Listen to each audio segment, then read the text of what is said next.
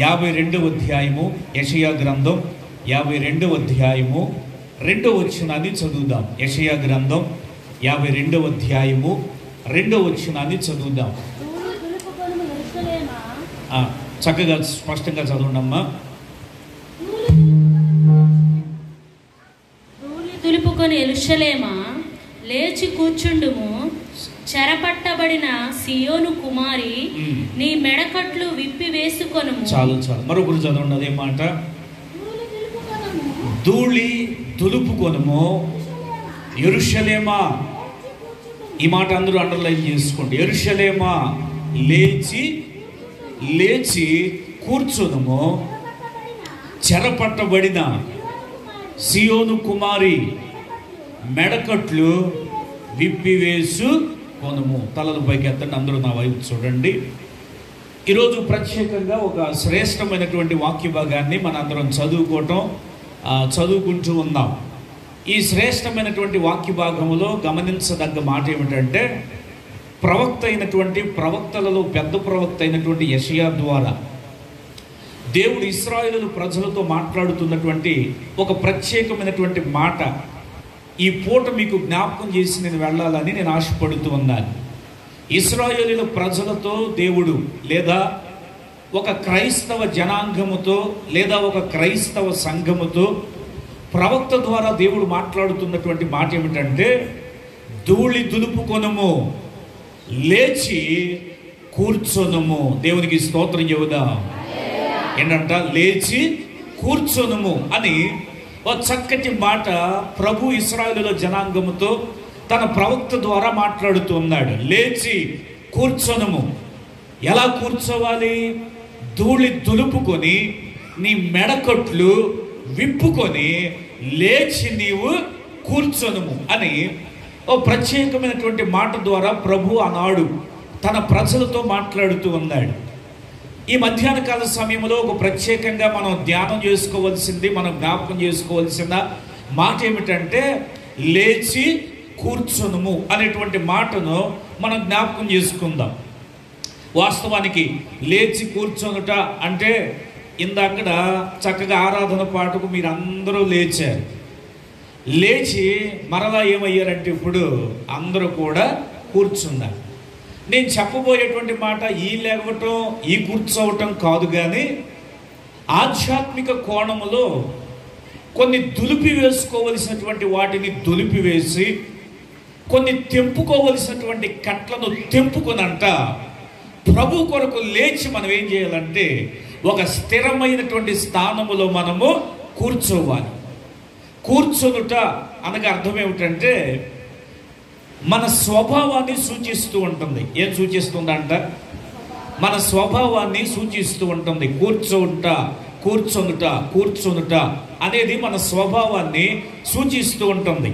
ఉదాహరణకి ఒక మంచి నమ్మకమైనటువంటి భక్తుడు బాప్తిసం పొంది రక్షణ పొంది మారు మనసు పొంది ఒక తాడి చెట్టు కిందకి వెళ్ళి కూర్చుని పైన తాటికొల్లు తీస్తా ఉన్నారు అనుకోండి. ఆ కూర్చున్న వ్యక్తిని ఏమంటారు అందరూ? ఎంత బాప్తిసం పొందినా, ఎంత మారు మనసు పొందినా, ఎంత భక్తుడైనా, ఎంత తెల్లటి వస్త్రాలు ధరించినా, ఎంత బాగా మందిరానికి వచ్చి పాటలు పాడుతూ ఉన్నా ఖచ్చితంగా ఏమంటారంటే, రే వీడు తాగటానికి అక్కడ ఆ కూర్చున్న స్థితి చూపిస్తూ ఉంటుంది. మీరు ఎంత భక్తులైనా ఒక 500 రూపాయలు చిల్లర కావాలని చెప్పి ఏ వైన్ షాప్ దగ్గర చిల్లర మార్చుకుని వస్తూ ఉన్నారు. ఈలోగా మీ గ్రామంలో వాళ్ళు, మీ సేవకులు ఎవరన్నా మిమ్మల్ని చూశారు అనుకోండి, ఏమంటారు ఖచ్చితంగా అంటే మీరున్న ఆ స్థలం ఏం చూపిస్తుందంటే మీ స్థితి ఏంటో చూపిస్తూ ఉంటుంది.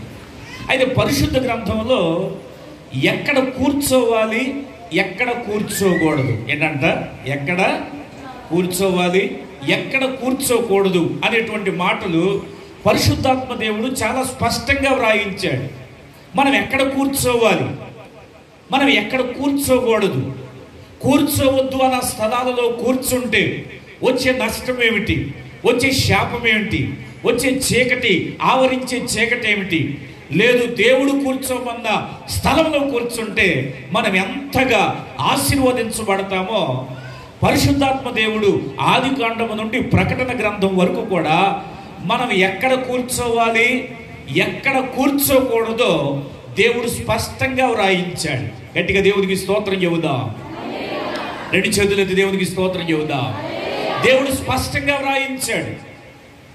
వాస్తవానికి పరిశుద్ధ గ్రంథంలో టూకీగా కొన్ని మాటలు మీకు జ్ఞాపకం చేస్తాను చూడండి. మొట్టమొదటిగా చదవడం అవసరం లేదు, కానీ 1వ కీర్తన 1వ వచనంలో ఏమని రాయబడిందంటే, ఎక్కడ కూర్చోవద్దు అంటున్నాడంటే, అపహాస్యకులు ఎక్కడ కూర్చోకూడదంటే, మనం అపహాస్యకులు కూర్చుండే చోటున మనము, నేను నమ్మే మాట ఏమిటంటే, మీరందరూ కూడా ఆ స్థలాల్లో లేకుండా, ఆ పరిసర ప్రాంతాల్లో లేకుండా ఈరోజు మీరందరూ ఎక్కడ కూర్చున్నారంటే దైవ సన్నిధిలో. మీరు చిరకాలము ఇలా దేవునిలో ఎదగాలన్నదే దేవుని యొక్క ఏకైక ఉద్దేశమై ఉంది. ఆ 1వ కీర్తన 1వ వచనంలో వ్రాయబడుతున్న మాటను మనం గమనిస్తే, మీరు ఎక్కడ కూర్చోకూడదు? ఇదిగో లోకములో అపహాస్యకులు చాలా మంది ఉన్నారు, హేళన చేసేవారు చాలా మంది ఉన్నారు, ఇదిగో గోల చేసేవారు చాలా మంది ఉన్నారు, ఇంకా చెప్పాలి ఏంటంటే విక్రింతల పాలు చేసేవారు చాలా మంది ఉన్నారు. ఒక క్రైస్తవులంగా, ఒక దేవుని పిల్లలంగా, దేవుని బిడ్డలంగా మనం ఎక్కడ కూర్చోకూడదంటే అపహాస్యకులున్న చోట మనము కూర్చోకూడదు. అంత మాత్రమేగా లూకా సువార్త 1:79 మనం గమనిస్తానంట, చదవటానికి కాదు కానీ నేను రిఫరెన్స్ కోసం చెబుతూ ఉన్నాను. లూకా సువార్త 1:79 ఏముందంటే, అక్కడ కొంతమంది ఎక్కడ కూర్చున్నారంటే మరణంలో కూర్చున్నారు, మరణ ఛాయల్లో వారు కూర్చున్నారు. మరి కొంతమంది ఎక్కడ కూర్చున్నారంటే చీకట్లో కూర్చున్నారంట. ఎక్కడ కూర్చున్నారు వాళ్ళు? కొంతమంది ఏమో అపహాస్యకులు ఉండే స్థలంలో కూర్చుంటున్నారు. మరి కొంతమంది ఎక్కడ కూర్చుంటున్నారంటే మరణ ఛాయల్లోనూ చీకటిలో కూర్చుంటున్నారు. ఇది ఏ స్థితి చూపిస్తుంది? వారికి ఏ దిక్కు చూసినా కానీ మరణమే, వారి ముందంతా అంధకారమే, వారి ముందంతా కటిక చీకటి. ఒక నిరాశను ఇది చూపిస్తూ ఉంది, ఒక నిస్పృహను ఇది సూచిస్తూ ఉంది. అంటే ఎక్కడ కూర్చోకూడదు? మన దేవుడు బలవంతుడైనటువంటి దేవుడు, ఆశ్చర్యకరుడు అయిన, ఆలోచన కర్త అయిన ఇటువంటి దేవుడు మనకుండగా నిరాశలో కూర్చోడానికి దేవుడు మనలను పిలవలేదు. గట్టిగా దేవునికి స్తోత్రం చెబుదాం. కానీ లోకంలో చాలా మంది అంట ఎక్కడ కూర్చున్నారంటే మరణపు అంచుల్లో కొంతమంది కూర్చున్నారు. ఇంకా ఎక్కడ కూర్చున్నారంటే నిరాశలో, నిస్పృహలో, వేదనతో, బాధలతో ఎక్కడ కూర్చున్నారంటే వారు చీకటిలో కూర్చున్నారు. కానీ మనం అంట అపహాస్యకులున్న చోటికి వెళ్ళకూడదు, నిరాశపడే చీకటి అనుభవాల్లోనికి కూర్చోకూడదు. ఇంకా అట్లా చెప్పుకుంటూ పోతే ఆదికాండం 19వ అధ్యాయం 1వ వచనంలో రాయబడిన మాట ఏమిటంటే, లోతు ఎక్కడ కూర్చున్నాడంటే సొదొమ గొమొర్రా దగ్గర కూర్చున్నాడు. ఎక్కడ కూర్చున్నాడు అంట? దాని గవిని యొద్ద కూర్చుని ఉన్నాడు. సొదొమ గొమొర్రా అనగానే మనకి ఏం జ్ఞాపకం వస్తుందంటే దేవుడు అసహించుకున్న స్థలం, దేవుని కంటికి అది ద్రోహం చేసినటువంటి పట్టణం, పాపాత్ములు నివసించే పట్టణం, దేవుని ఉగ్రత దాని మీదకి రప్పించడానికి దేవుడు పూనుకున్న పట్టణం. అంటే ఈ పట్టణం ఏమి సూచిస్తుందంటే పాపాన్ని సూచిస్తూ ఉంది, అసహ్యతను సూచిస్తూ ఉంది, పాప సంబంధమైన కార్యకలాపాలను సూచిస్తూ ఉంది. కానీ లోతెల్లంటే ఎక్కడ కూర్చున్నాడంటే పాపమున్న చోట, ద్రోహమున్న చోట, అసహ్యత ఉన్న చోట, వ్యభిచారం ఉన్న చోట. ఇదిగో అక్కడికి వెళ్ళి కూర్చునేసరికంట దేవుడు లోతు దగ్గరికి తన దూతలను పంపిస్తూ ఉన్నాడు. బలవంతంగా ఆ పట్టణములో నుండి, అనగా ఆ పాపములో నుండి, ఆ భయంకరమైన ఆ శాపము చీకటిలో నుండి అంట బయటకు తీసుకుని రావడానికి లోతు దగ్గరకు దేవుడు దేవదూతలను పంపించాడు. ఎందుకు? లోతు, నీ మీద ఒక ప్రణాళిక ఉంది, నీ మీద నాకు ఒక సంకల్పం ఉంది, నీ మీద నాకు ఒక ఉద్దేశం ఉంది. ఇదిగో పాపములో కూర్చోవడానికి మాత్రం నేను నిన్ను ఏర్పాటు చేసుకోవాలా అని చెప్పి కూర్చున్న వాడిని దేవుడు ఏం చేశాడంటే పాపములో నుండి లేపి ఉన్నత స్థానములో లోతును దేవుడు కూర్చోబెట్టాడు. గట్టిగా దేవుడికి స్తోత్రం చెబుదా. మీకు అర్థమవుతుంది కదా? ఎక్కడెక్కడ కూర్చోకూడదు? అపహాసికులు ఉన్న చోట, నిరాశ నిస్పృహలు ఉన్న చోట, మరణ ఛాయల్లో మన దేవుడు జీవం కలిగిన దేవుడు. ఇంకెక్కడ కూర్చోకూడదు అని అంటే పాపం ఉన్న స్థలాలలో మనము కూర్చోకూడదు. ఎక్కడ కూర్చోకూడదంట?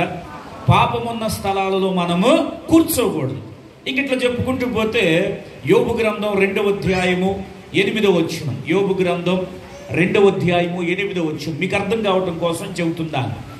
యోబు గ్రంథం 2వ అధ్యాయము 8వ వచనంలో ఏమనుందంటే, యోబు భక్తుడైనటువంటి యోబు ఎక్కడ కూర్చున్నాడంటే బూడిదలో కూర్చున్నాడు. ఎక్కడ కూర్చున్నాడంట? గట్టిగా చెప్పాలి. ఎక్కడ కూర్చున్నారు? మనందరికీ తెలిసినటువంటి చరిత్ర యోబును గురించి మనందరికీ తెలిసినటువంటి చరిత్ర ఇది. సాతానుకి దేవునికి పెట్టబడినటువంటి ఆ పందెములో సాతానుడు దేవునితో సవాల్ చేస్తూ ఉన్నాడు. ఇదిగో భూమి మీద యోబు భక్తుని గురించి నువ్వు ఆలోచించావంటే ఆలోచించాను, అతను నా భక్తుడే అన్నాడు దేవుడు.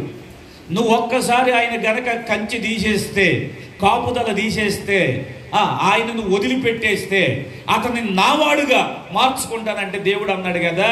అది అన్నటికీ కుదరనుగాక ఇలాంటి ఒప్పందములో, ఇలాంటి పందెములో సాతానుడు వచ్చి యోబుకున్న స్థితిని ఏం చేశాడంటే, పశువులు చనిపోయినాయి, మనుషులు చనిపోయారు, పిల్లలు చనిపోయారు, ఇల్లు నిట్ట నిలువున కూలిపోయింది, పంటలన్నీ పోయినాయి, సమస్తాన్ని కోల్పోయాడు.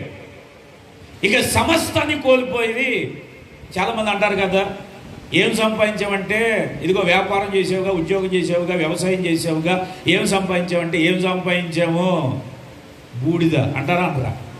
ఇప్పుడు ఎక్కడ కూర్చున్నాడు? అన్నిటినీ కోల్పోయాడు. కోల్పోయినటువంటి అనుభవములు, కోల్పోయినటువంటి ఆ స్థితిలో బూడిదలో కూర్చున్నాడు. కానీ దేవుడు వదిలిపెట్టేశాడా? లేచి ఆ బూడిదను దులుపుకొని 42వ అధ్యాయంలో రాయబడి ఉంటుంది కదా, మునపటి కంటే 2 అంతలుగా యోబును దేవుడు ఆశీర్వదించాడు. గట్టిగా దేవునికి స్తోత్రం చెబుదాం. 2 చేతులు ఎత్తి దేవునికి స్తోత్రం చెబుదాం. చివరిగా మరొక మాట చెబుతాను చూడండి. మార్కు సువార్త 14:54లో మనం గమనిస్తేనంట, మార్కు సువార్త 14వ అధ్యాయం 54లో గమనిస్తేనంట, ఇక్కడ యేసు ప్రభు శిష్యుడైనటువంటి పేతురు ఎక్కడ కూర్చున్నాడంటే బంట్రోతులతో కలిసి చలిమంట దగ్గర కూర్చున్నాడంట. ఎక్కడ కూర్చున్నాడు? సంఘం కాబట్టి సంఘానికి ప్రయోజనకరమైనటువంటి మాటలు కొన్ని చెబుతున్నాను, చాలా జ్ఞాపకం చేసుకోండి, అర్థం చేసుకోండి. పేతురు ఎక్కడ కూర్చున్నాడు? ఇదిగో బంట్రోతులతో కలిసి చలిమంట దగ్గర కూర్చున్నాడు. చలిమంట దగ్గర కూర్చుంటే ఓ చిన్న పాప వచ్చి అడుగుతా ఉంది, పేతురు నువ్వు యేసు ప్రభుతో ఉన్నవాడివి కదా అని అంటే, పేతురు అంటాడు కదా, అసలు ఆ యేసు ప్రభు ఎవరో నాకు తెలియదు. మరలా సైనికులు వచ్చి అడుగుతారు, ఏయ్ నువ్వు యేసుతో ఉన్నవాడివేగా అని అంటే, అబ్బే అసలు యేసుకి నాకు సంబంధమే లేదు. మరొకరు వచ్చి అడుగుతారు, యేసు ప్రభు నీకు తెలుసా అంటే, అసలు యేసు ఎవరో నాకు ఇది ఏ స్థితి చూపిస్తుందో తెలుసా? ఏ స్థితిని ఈ కూర్చోవటం, చలిమంట దగ్గర కూర్చోవటం ఏ స్థితిని చూపిస్తుందంటే, తన వైరాగ్యాన్ని పోగొట్టుకున్న స్థితి, తన ఆసక్తిని పోగొట్టుకున్న స్థితి, తాను చల్లారిపోయినటువంటి పరిస్థితి, తన యొక్క రోషం, పౌరుషం, పట్టుదల, భక్తి, విశ్వాసం లేదా రక్షణ అనుభవం సమస్తాన్ని కోల్పోయి ఒక చలిమంట దగ్గర కూర్చున్నాడు. ఒకప్పుడు ఇదే పేతురు దేవుని వాగ్దానం పొందినవాడు. పేతురుతో దేవుడు అంటున్నాడు కదా, పేతురు ఈ బండ మీద నీవు నా సంఘాన్ని కడతావు, పరలోక ద్వారపు తాళపు చెవులు నేను నీకు అప్పగిస్తా. యేసు ప్రభు మరలా పేతురుని అడుగుతున్నాడు, పేతురు నీవు నన్ను ప్రేమిస్తున్నావా అని అంటే, పేతురు అంటాడు కదా, అయ్యా నీకు తెలవపోవటం ఏంటయ్యా, నేను నిన్నే ప్రేమిస్తున్నా. ఒకానొక రోజు కొంతమంది రోమా సైనికులు వచ్చి యేసు ప్రభు అప్పగింపబడటానికి ముందుగా యేసు ప్రభు చెప్పాడు, అయ్యా కొంతమంది లేఖనములు నెరవేర్పు కొరకు కొంతమంది ప్రభుత్వం వారు వచ్చి నన్ను అప్పగిస్తారు అని అంటే, వెంటనే పేతురు వైరాగ్యంతో, ఆసక్తితో, రోషంతో, పట్టుదలతో ఏమంటున్నాడు తెలుసా, ప్రభువా అలా జరగటానికి అంటే అంత తెగింపుతో కూడినవాడు. కానీ చివరికి ఏమైపోయాడంటే ఆ తెగింపు చల్లారిపోయింది, ఆ రోషం చల్లారిపోయింది, ఆ పౌరుషం చల్లారిపోయింది, ఆ పట్టుదల చల్లారిపోయింది, ఆ భక్తి యొక్క వేడి తగ్గిపోయింది. అంత మాత్రమే కాదు, ఆ యొక్క వైరాగ్యం, ఆసక్తి అంతా కూడా మంట కలిసిపోయి చల్లారిపోయిన స్థితిలో ఎక్కడ కూర్చున్నాడంటే చలిమంట దగ్గర కూర్చున్నాడు. యేసు ఎవరో నీకు తెలుసా అంటే ఇప్పుడు అంటున్నాడు కదా, ఆసక్తి లేక, వైరాగ్యం లేక, తృష్ణ లేక, తపన లేక, భక్తి లేక, విశ్వాసం లేక, రక్షణ అనుభవాన్ని యేసుతో తిరిగి ఆ అద్భుతాలు చూసినటువంటి ఆ ఆశ్చర్యాలను మరిచిపోయి ఏమంటున్నాడంటే యేసు ఎవరో నాకు పేతురును దేవుడు లేపి ఎక్కడ కూర్చోబెట్టాడంటే అనేక సంఘాలు స్థాపించే ఒక స్థాపకుడుగా చేశాడు. గట్టిగా దేవునికి స్తోత్రం చెబుదా, గట్టిగా దేవునికి స్తోత్రం చెబుదా.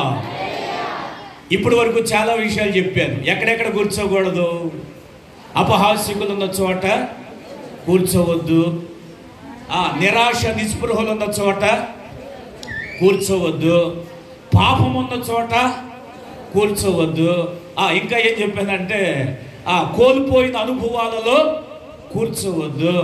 చివరిగా ఏం చెప్పానంటే చల్లారిపోయినటువంటి స్థితిలో మనము కూర్చోవద్దు. గట్టిగా దేవునికి స్తోత్రం చెబుతారా? గట్టిగా దేవునికి స్తోత్రం చెబుతారా? ఈ సభలు ఎందుకు ఏర్పాటు చేయబడ్డాయి? ఎందుకు ఇంత ప్రయాసపడి తన సేవకులు ఇక్కడ పనిచేస్తూ ఉన్నారు? ఎందుకు సువార్త వినిపించబడుతూ ఉంది? ఎందుకు సంఘ క్షేమాభివృద్ధి కొరకు దైవజనులు వర్తమానాలు అందిస్తున్నారంటే ఒకవేళ నువ్వు ఆత్మీయతలు, ఒకవేళ నువ్వు భక్తిలో, ఒకవేళ నువ్వు విశ్వాసములో, ఒకవేళ నువ్వు రక్షణ అనుభవములో, ఒకవేళ మారు మనసు పొందే క్రమములో నువ్వు ఒకవేళ చల్లారిపోయి నిరాశపడుతూ కోల్పోయినటువంటి అనుభవాల గుండా నడిపించబడుతూ అపహాస్యకులు ఉండే చోటులో నువ్వు కూర్చుంటూ దేవునికి ఒకవేళ దూరం అయిపోతే ఈ యొక్క సంఘ క్షేమాభివృద్ధి కూడికలో ప్రభు మాట్లాడుతున్న మాట, లేచి ఏం తొలపాలంట? అపహాస్యపు స్థితిని ఏం చేయాలి? దులిపేయాలి. గట్టిగా దేవునికి స్తోత్రం చెబుదా. ఏం తొలపాలంట?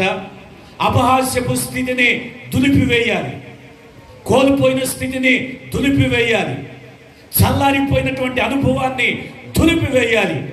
దేవుడు ఎక్కడ కూర్చోమన్నాడో మనందరము అక్కడ కూర్చోవాలి. గట్టిగా దేవునికి స్తోత్రం చెబుతారా? ఎక్కడ కూర్చోవద్దు అన్నాడో చెప్పాను ఇప్పుడు వరకు. ఎక్కడ కూర్చోవద్దు అన్నాడో ఇప్పుడు వరకు చెప్పాను. ఇప్పుడు మనం ఎక్కడ కూర్చోవాలి? గట్టిగా దేవునికి స్తోత్రం చెప్పండి. అర్థమవుతుందో మీకు? ఇప్పుడు మనం ఎక్కడ? మీ పిల్లలకు చెప్పాలి, నీ యజమానికి చెప్పాలి, నీ బంధువులకు చెప్పాలి, నీ రక్త సంబంధికులకు చెప్పాలి. అయ్యా, బైబిల్ గ్రంథంలో స్పష్టంగా మన కుటుంబాల కొరకు దేవుడు వ్రాయించిన స్థలాలు కొన్ని ఉన్నాయి. పాపపు స్థలములో కూర్చోవద్దు, అపహాస్యకుల స్థలములో కూర్చోవద్దు, వైరాగ్యము లేని చల్లారిపోయిన స్థితిలో కూర్చోవద్దు అని మన తోటి వారికి మనం చెప్పినప్పుడంట ఎక్కడ కూర్చోవాలో అదే దేవుని యొక్క వాక్యం మనతో మాట్లాడుతుంది. గట్టిగా దేవునికి స్తోత్రం చెబుదాం. చూడండి ఎక్కడ కూర్చోవాలి, కొన్ని మాటలు చెబుతాం చూడండి. మనం ఎక్కడ కూర్చోవాలి? న్యాయాధిపతుల గ్రంథం 20వ అధ్యాయము 26వ వచనం. న్యాయాధిపతుల గ్రంథం 20వ అధ్యాయము 26వ వచనాన్ని చదువుదాం. మీరందరూ కొద్ది మైకులో స్పష్టంగా క్లియర్గా చదవండి. న్యాయాధిపతుల గ్రంథం 20వ అధ్యాయము 26వ వచనం. మీరందరూ కత్తి దూయువారు అప్పుడు ఇశ్రాయేలీలందరూ జనులందరూ పోయి బేతేలులో ప్రవేశించి ఏడ్చుచు సాయంకాలము వరకు అక్కడ అందరూ వినాలి జాగ్రత్తగా. సాయంకాలము వరకు అక్కడ యెహోవా సన్నిధిని కూర్చుండుచు ఉపవాసముండి దహన బలులను సమాధాన బలులను యెహోవా సన్నిధిని అర్పించిరి. గట్టిగా దేవునికి స్తోత్రం చెబుదా. రెండు చేతులెత్తి దేవునికి స్తోత్రం చెబుదా. వారందరూనంట ఇశ్రాయేలీల జనాంగం అంతా కూడా, చిన్నలు పెద్దలు వృద్ధులు స్త్రీలు పురుషులు సమస్త జనాంగము వారందరూ కలిసి కూడంట యెహోవా సన్నిధిని కూర్చుండిరి. ఎక్కడ కూర్చున్నారు వాళ్ళు? యెహోవా సన్నిధిని వారు కూర్చుండిరి. ఎక్కడ కూర్చున్నారు వాళ్ళు? అపహాస్యపు స్థలాల్లో కూర్చోలా, పాపమున్న చోట కూర్చోలా. ఇదిగో ఇప్పుడు వరకు నేను చెప్పినటువంటి కొన్ని ప్లేసెస్ ఉన్నాయి, అవన్నీ ఎక్కడ వారు కూర్చోలేదు. కానీ ఇశ్రాయేలీలంట చిన్నలు పెద్దలు వృద్ధులు స్త్రీలు పురుషులు అందరూ కలిసి యెహోవా సన్నిధిని కూర్చొని దేవునికి బలులర్పిస్తూ, దేవుని యొక్క సన్నిధిలో ఉపవాసం ఉంటూ, దేవుని సన్నిధిలో ఏడుస్తూ అంట అందరూ కూడా ఎక్కడ కూర్చున్నారంటే యెహోవా సన్నిధిలో కూర్చున్నారు. ఇక్కడ వ్రాయబడ్డ సందర్భం మనకు అర్థమవుతుంది. వారందరూ కూడా దేవుని సన్నిధిలో కూర్చున్నారు అని. ఎలాంటి పరిస్థితుల్లో కూర్చున్నారు అనేది మనం గమనిస్తేనంట, ఈ 19వ అధ్యాయము 20వ అధ్యాయములో చక్కటి చరిత్ర వ్రాయబడుతూ ఉంది. ఏమిటా చరిత్ర? ఏమిటి అక్కడ జరిగినటువంటి సందర్భం? ఆ సన్నివేశం ఏమిటంటే, ఒక లేవీయుడు, జాగ్రత్తగా వినాలి, ఒక లేవీయుడు యూదా దేశము నుండి బయలుదేరి ఎఫ్రాయిము మాన్యము వరకు తన ప్రయాణాన్ని కొనసాగిస్తూ ఉన్నాడు. ఎక్కడి నుంచి ఎక్కడికంట? యూదా దేశము మొదలుకొని యూదా దేశము నుండి ఎఫ్రాయిము మాన్యము వరకు ఒక లేవీయుడు ప్రయాణం చేస్తూ ఉన్నాడు.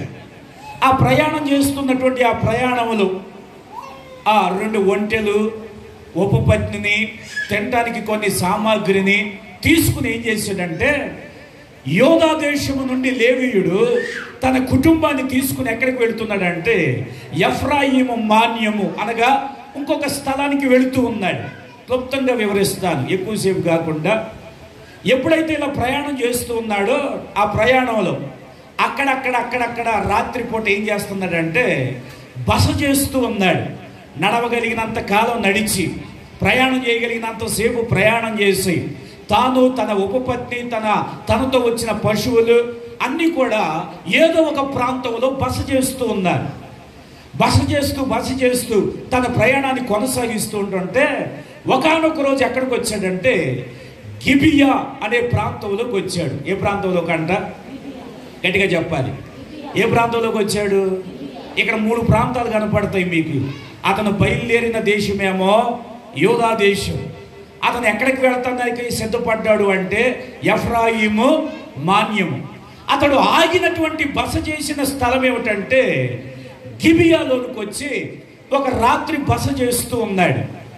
బస చేస్తూ ఉంటే ఆ రాత్రి బస చేస్తున్నటువంటి సందర్భంలో గిబియాలో ఉన్నటువంటి కొంతమంది పోకిరీలు, అక్కడ వ్రాయబడిన మాట, గిబియాలో ఉన్నటువంటి కొంతమంది యవనస్తులు, తొంటరులు,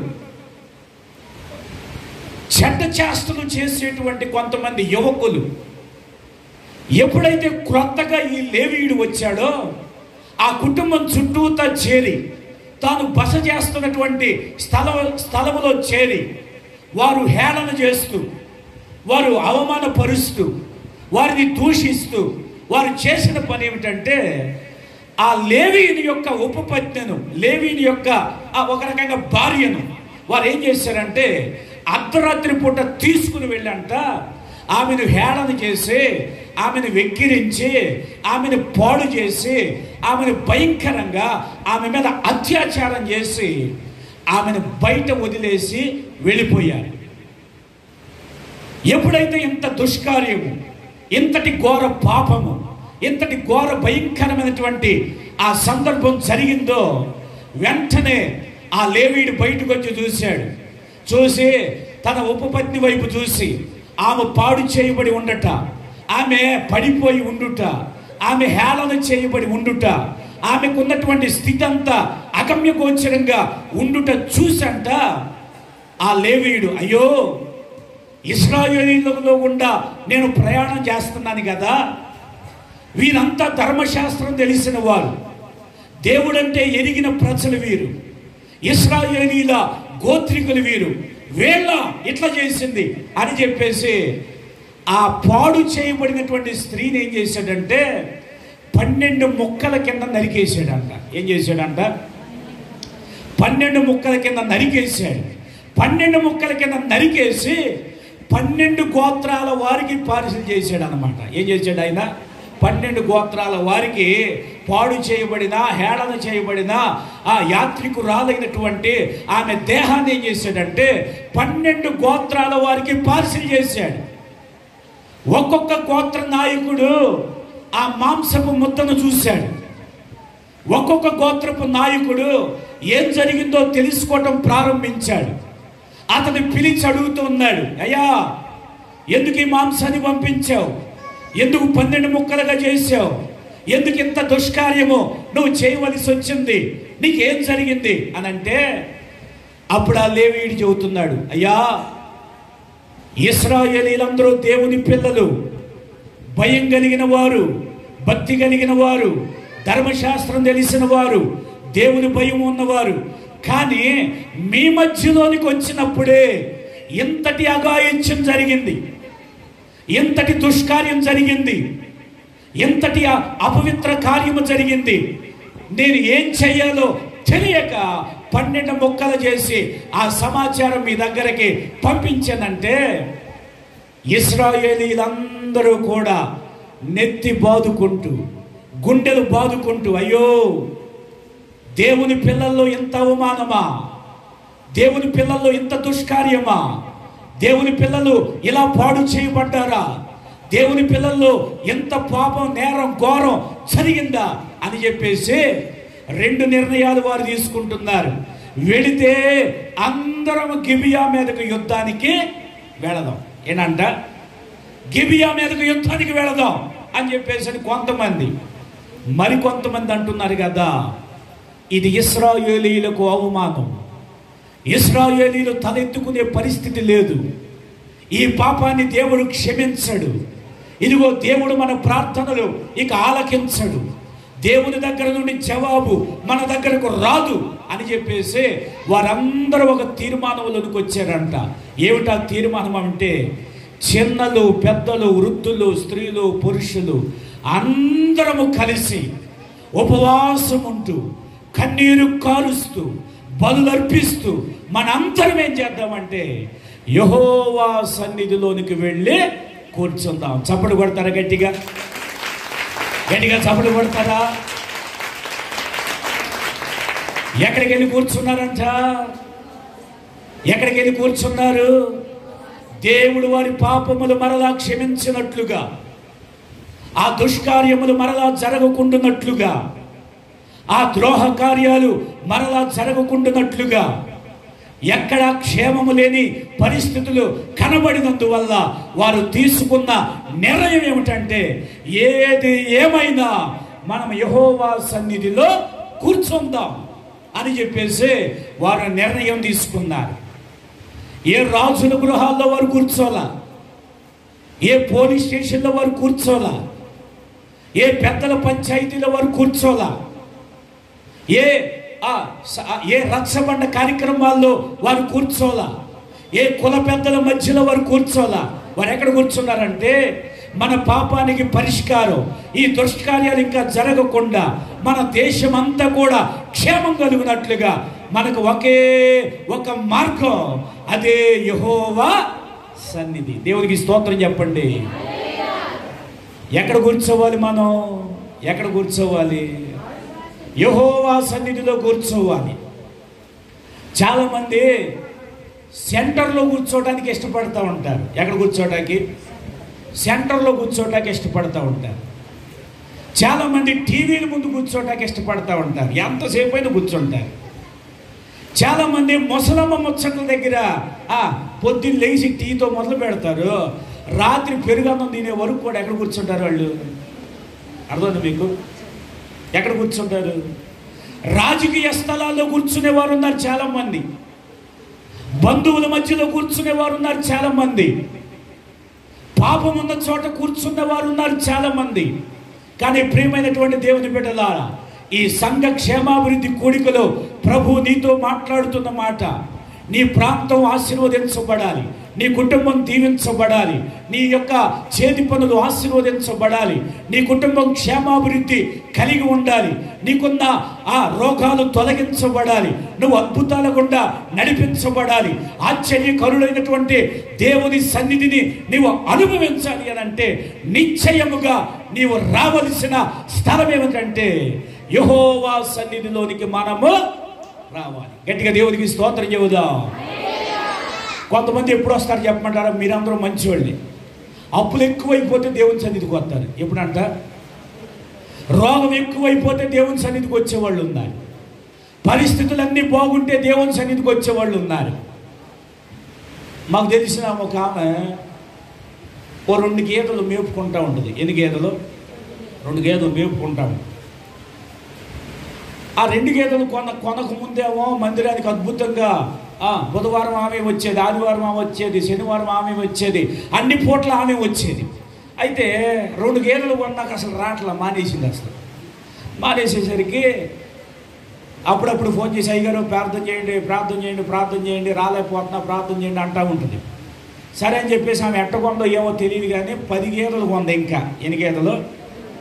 2 గేదెలకే రావట్లేదు, ఇంకా 10 గేదెలకి ఏమవుతుందాము? అవునంటారు కాదంట. 10 గేదెలు కొందాము.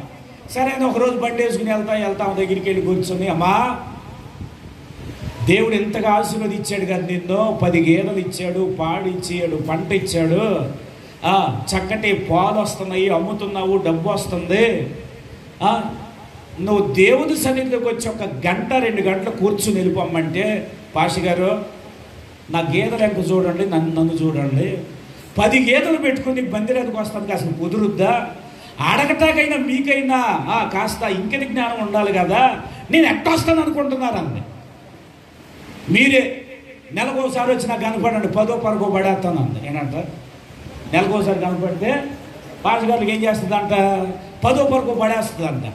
సరే వందనాలమ్మా, దేవునికి స్తోత్రం, మంచిదే అని చెప్పేసి మంచిదే అని చెప్పేసి ఓకేనమ్మా అని అన్న. అంటే ఒక 2 రోజులు 3 రోజుల తర్వాత 2-3 రోజుల తర్వాత ఏమైందంటే మళ్ళా ఫోన్ చేసింది ఆమె. ఫోన్ చేసి అయ్యగారు అని గొక్క బట్టి ఏడుస్తుంది.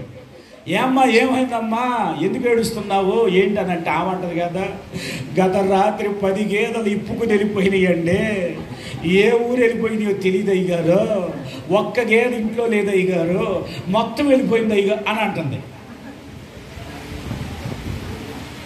ఎప్పుడైతే అట్లా అంటుందో ఎక్కడికి వెళ్ళి అమ్మా ఏంటమ్మా అని అంటే, సరే నువ్వు వెతుకమ్మా ప్రార్థన చేద్దాంలే. అయ్యగారు ప్రార్థన అంటే అట్ట ఇట్ట చేయకూడదు నువ్వు అంటుంది. ఎట్ట చేయాలమ్మా ప్రార్థన అంటే ఆమె అంటుంది కదా, గేదెలు దొరికే వరకు మీరు ఉపవాసం ఉండి ప్రార్థన చేయండి.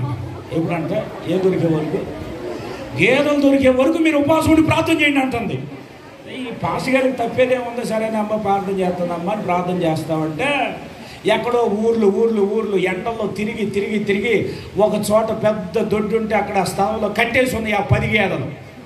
10 గేదెలు ఉంటే వెళ్ళి ఆ స్థలం కలిగిన యజమానితో చెబుతుందామా, అయ్యా ఆ గేదెలు నాయేనయ్యా, రాత్రి విడిపించేసుకున్నట్టు వచ్చినాయ్యా, వాటిని ఎత్తుక్కుంటూ వచ్చానయ్యా అని చెప్పేసి అంటే ఆయన అన్నాడంట, ఓ పని చేయి, ఆ గేదెలు నీయో కాదు నాకు తెలియాలి అని అంటే అవి వాటి ముందు నిన్ను నిలబెట్టంగా నిన్ను చూసి 1 అరుపు అరవాలి, అరవకపోతే నీ గేదెలు ఏమని అన్నాడంట.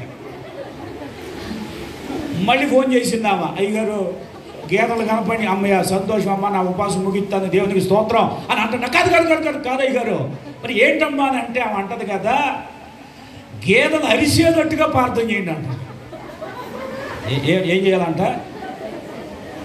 ఇప్పుడు ఏమో నిలబడితే ఏమనాలి? గేదెలు వెళ్ళి గేదెలు ఏమవుతుంది ఎరవండి, ఏమో నిలబడితే గేదెలు అరవాలంట. ఇప్పుడు ప్రార్థన ఏం చేయాలి? అయ్యా గేదెలు అరిచేటట్టుకు చెయ్యి. సరే అని ఏది ఏమైనప్పటికీ ఆమె వెళ్ళేట నిలబడగానే ఒక్కసారిగా గేదెలు తెంపుకున్నట్లుగా ఆమె దగ్గరికి అప్పటి నుండి ఇప్పటికి గుడి మానలేదామా? దేవునికి స్తోత్రం, గట్టిగా దేవునికి స్తోత్రం.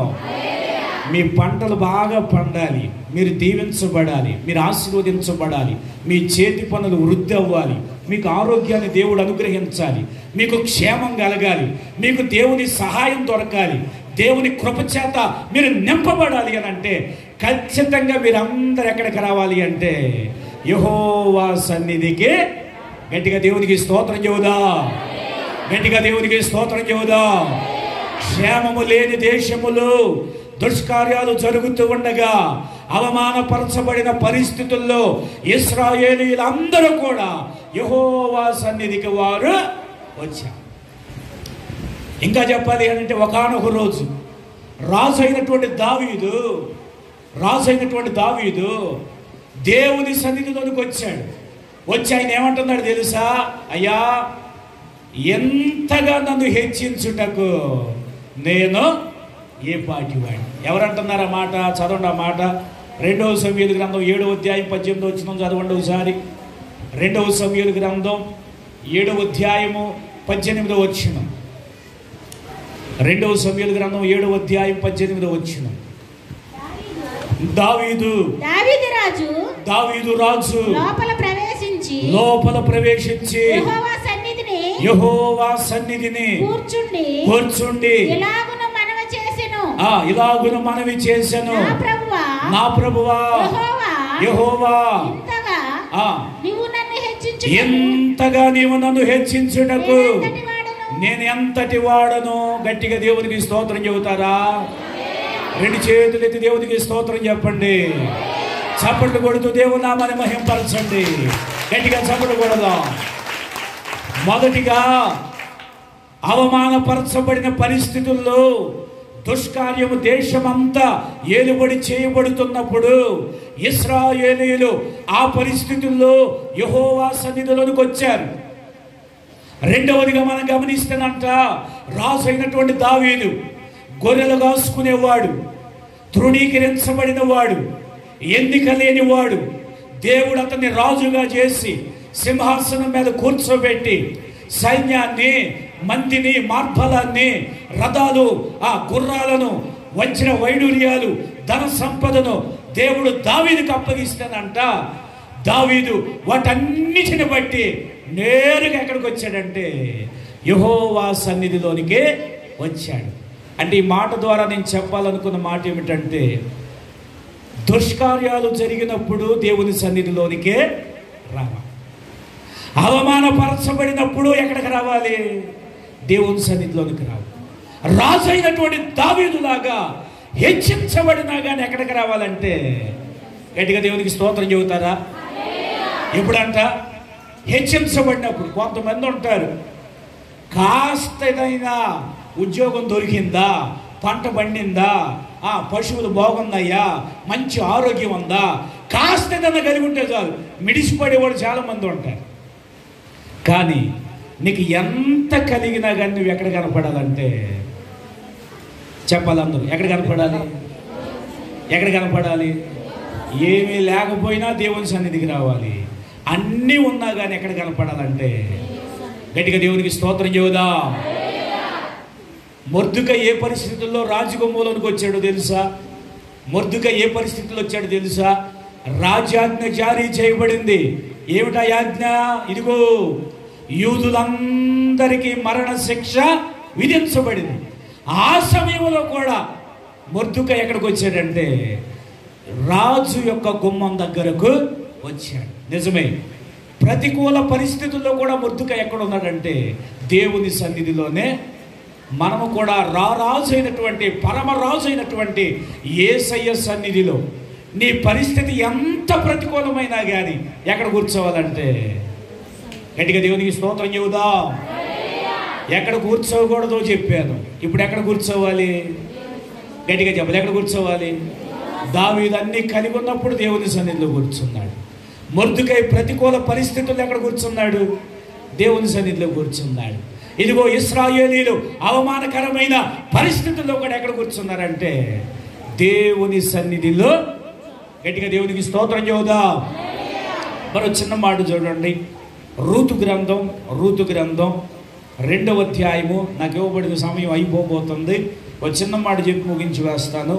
రూతు గ్రంథం 2వ అధ్యాయము 14వ వచనం. రూతు గ్రంథం 2వ అధ్యాయము 14వ వచనం. రూతు గ్రంథం 2వ అధ్యాయము. రూతే దీండి తీతు దీపాకండి. గట్టిగా చదువమ్మా.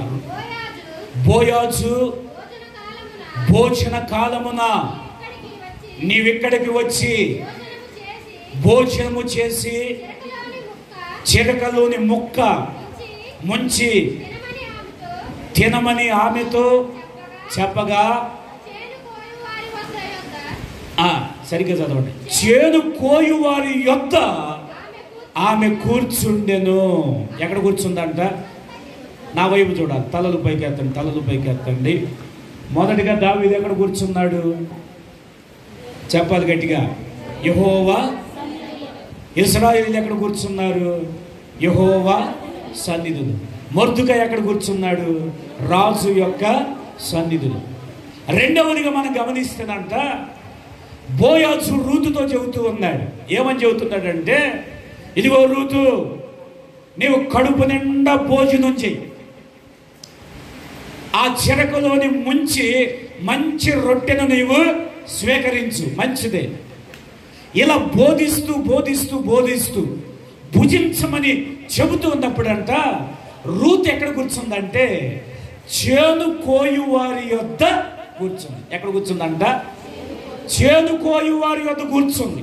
ఇంక ఎక్స్ప్లెయిన్ చేయడానికి నాకు సమయం లేదు, కానీ చేను కోయువారి యొద్ద అంటే అర్థం ఏమిటంటే పనిచేసే వారి దగ్గర కూర్చుంది. ఎక్కడంట? పనిచేసేవారు, భోజనం చేసే వారి దగ్గర కూర్చోవాలా, రొట్టె ముక్కలు తినేవారి దగ్గర కూర్చోవాలా, ఇంకా చెప్పాలి అనంటే కుప్పలేసే వారి దగ్గర కూర్చోవాలా. ఈమె ఎక్కడ కూర్చుందంటే అదిగో మండు టెండలో కష్టపడి శ్రమపడి చెమటొచ్చి ఇదిగో చాలా చెమట రక్తముగా మార్చబడుతున్నా కానీ కష్ట కఠోరమైనటువంటి పరిస్థితిలోనంట చేను ఎవరైతే కోస్తున్నారో ఈ పరిస్థితిలో వారి దగ్గర కూర్చుని చూస్తా ఉంది. వారు చేస్తున్న పనిని చూస్తుంది, వారి కష్టాన్ని చూస్తుంది, వారికి ఉన్న శ్రమను చూస్తూ ఉంది, వారు పడుతున్న ప్రయాసను చూస్తూ ఉంది. కోసే వారి దగ్గర కూర్చునంట ఆమె చక్కగా ఏం చేస్తుందంటే చూస్తూ ఉంది. ప్రియమైన దేవుని బిడ్డలారా గమనించండి, మనం కూడా ఎక్కడ కూర్చోవాలంటే పని చేసేవారి దగ్గర కూర్చోవాలి. ఏ పని వారైతే చేను కోయి వారి దగ్గర కూర్చున్నారు. మన చేనేంటో తెలుసా, మన పని ఏంటో తెలుసా, మన పంట ఏంటో తెలుసా, మనం కొయ్యవలసింది ఏంటో తెలుసా? ఆత్మల పంట నీ ముందు ఎవరైతే కోస్తూ ఉన్నారో, ఆత్మల పంట కొరకు ఎవరైతే శ్రమ పడుతూ ఉన్నారో, ఆత్మల పంటను కోయటానికి ఎవరైతే ప్రయాసపడుతున్నారో వారి దగ్గరే కూర్చుని ఏం చేయాలంటే వారి అనుభవాన్ని మనము చూస్తూ ఉండాలి. గట్టిగా దేవునికి స్తోత్రం చెబుదా. ఎక్కడ కూర్చోవాలి? నువ్వు ఎక్కడ కూర్చోవాలి? పోట్లాడే వారి దగ్గర కాదు, మాటలు కోటలు దాటే వారి దగ్గర కాదు, సంపన్నుల దగ్గర కాదు, ధనవంతుల దగ్గర కాదు, మన కులస్తుల దగ్గర కాదు, మన మతస్థుల దగ్గర కాదు, మన ప్రాంత ప్రజల దగ్గర కాదు. ఎక్కడ కూర్చోవాలంటే నీ ఆత్మను రక్షించడానికి, నీ కుటుంబాన్ని రక్షించడానికి, ఈ గ్రామాన్ని రక్షించడానికి, ఈ గ్రామ ప్రజలను దేవుని దగ్గరకు నడిపించడానికి ఎవరైతే ప్రయాస పడుతున్నారో, ఎవరైతే పాటు పడుతున్నారో, ఎవరైతే శ్రమ పడుతున్నారో, ఎవరైతే కడుపు మార్చుకుంటున్నారో, ఎవరైతే కన్నీరు కారుస్తున్నారో, ఎవరైతే దేవుని పని ఒక ఆత్మల పంటగా కోస్తూ ఉన్నారో ఆ అనుభవంలో నీవు వారి దగ్గర మాత్రమే కూర్చోవాలి. గట్టిగా దేవునికి స్తోత్రం చెబుదా. కానీ ఈ రోజుల్లో ఏమైపోయిందో చెప్పమంటారా? కోసేవారి దగ్గర ఎవరు ఉంటలా, ఎక్కడ ఉండలేదంట, కష్టపడే వాళ్ళ దగ్గర ఉంటలా, కన్నీరు గార్చే వారి దగ్గర ఉంటల్లా, నీ భర్త మారటానికి, నీ పిల్లలు మారటానికి, నీ రోగం తగ్గటానికి, నీకు ఉద్యోగం రావటానికి, నీ పంట పండటానికి, నువ్వు దీవించబడటానికి ఏ సేవకుడైతే ఆత్మల పంటను కోసాడో, ఆత్మల పంటలో ప్రయాసపడ్డాడో, కన్నీరు గార్చాడో, ఉపవాసాలు ఉన్నాడో, ఈ ప్రయాస దగ్గర ఉంటల్లా. చాలామంది ఏం చేస్తున్నారు చెప్పమంటారా? కుప్పల దగ్గరికి వెళ్ళిపోతున్నారు. దేవునికి స్తోత్రం. ఎక్కడికి? కోసేసిన తర్వాత అన్నీ తీసుకెళ్ళి కుప్పేస్తారు. చూడండి, ఆ కష్టం ఎవరు చూస్తారండి? ఆ బాధ ఎవరు చూస్తారు? ఆ బాధతో మాకు పనే ఉంది, ఆ ప్రయాసతో మాకు పనే ఉంది. ఇదిగో చక్కగా పోగేసిన కుప్పలు, పోగేసిన సంఘాలు, పోగేసిన జనాంగం, పోగేసిన ప్రజలు ఎక్కడైతే ఉన్నారో అక్కడికి పరిగెడతా ఉన్నారు. కానీ ప్రభు రాకడలో ఎవరిని ఆయన కూర్చుండబెట్టుకుంటాడు అని అంటే, చేను కోయువారి యొద్ద కూర్చుని ఎవరైతే ఆ శ్రమను చూసి, కష్టాన్ని చూసి, ప్రయాసం చూసి ముందుకు వస్తారో వారిని ఆయన కూర్చుండబెట్టుకుంటాడు. గట్టిగా దేవునికి స్తోత్రం చెబుదాం. ఈ ప్రాంతంలో మరి జాన్ ప్రసాద్ అయ్య గారు, లేదా సహోదరి హవీలా, లేదా వారి ప్రసాద్ గారి తల్లి గారు, అలాగే పూర్వపు దినాల్లో వారి తండ్రి గారు, ఈరోజు మీరందరూ ఇక్కడ కూర్చున్నారు అంటే ఈ ఆత్మల పంటను వారు కోసారు. గట్టిగా చప్పట్లు కొడుతూ దేవునామని మహించారు. ఆత్మల పంట కొరకు వారు ప్రయాసపడ్డారు. ఆత్మల పంట కోయటానికి వారు ఎంతగానో జీవితాలను త్యాగం చేసుకున్నారు.